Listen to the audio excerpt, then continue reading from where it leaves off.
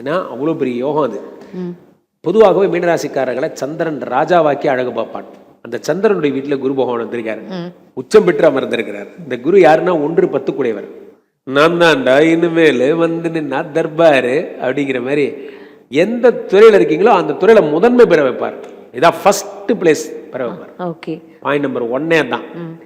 Point number 2, ராசியில் இருக்கக்கூடிய ஜென்மசனி இந்த ஜூன் வரைக்கும் உயிர் இருக்குமா இருக்காதா, எப்போ பார்த்தாலும் ஒரு குழப்பி விடுவார்.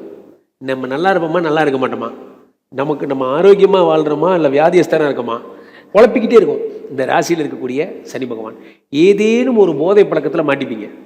மீனராசிக்காரர்கள் ஏதேனும் புதுசாக ஒரு பழக்கம் பழகினீங்கன்னா அடிக்ட் ஆடுவீங்க.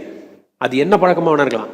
புத்திசாலிகள் இந்த நேரத்தில் சேவிங்ஸு, வளர்ச்சி, படிப்பு அந்த மாதிரி போதையை உருவாக்கிப்பாங்க, அதுலேயே மூழ்கியே கிடப்பாங்க. அல்லது மற்றவர்கள் புலன்களை அழிக்கின்ற வேற விஷயங்கள்ல மாட்டிப்பாங்க. ஜென்ம சனி என்பதும் போதங்கிறதும் ஒன்று தான். அப்போது உங்களுக்கு எது உருப்படுற விஷயமோ அதுலேயே தொடர்ந்து இருந்துக்கிட்டே இருக்கணும். ஒரு 5 நிமிஷம் வேஸ்ட் பண்ணக்கூடாது, அப்படி இருக்கணும். அப்போ 5ஆம் இடத்துல குரு பகவான் உச்சம் பெறுகிறார். 5ல் உச்சம் பெற்ற குழந்தை பிறக்கும் போது மீனராசிக்காரர்களுக்கு உங்களுக்கு குழந்தை பிறந்தே தீரும். ஒரு குழந்தை ஓகே ஆகிடும். இந்த ஜூன் மாதம் யூ பிகம் ஃபாதர், அது நடந்தே தீரும், அல்லது மதர், அது ஒன்று. அப்போ 5ஆம் இடத்துல இருக்கக்கூடிய குரு பகவான் என்ன பண்ண, தங்கம், இவர்களுக்கும் தங்கத்தை பிளஸ் பண்ணுறார். உணவகம் வைக்க போறீங்க மீனராசிக்காரர்கள். உணவகம், ரெஸ்டாரண்ட் போன்ற விஷயங்கள், கோயில் கட்டுவீங்க. 5ஆம் இடம் என்பது தெய்வ அனுகூலம். அதை 10 கூடைவன் இருக்கும் பொழுது திருக்கோயில் கட்டுறது, அந்த பிராப்தம் உங்களுக்கு அமையும்.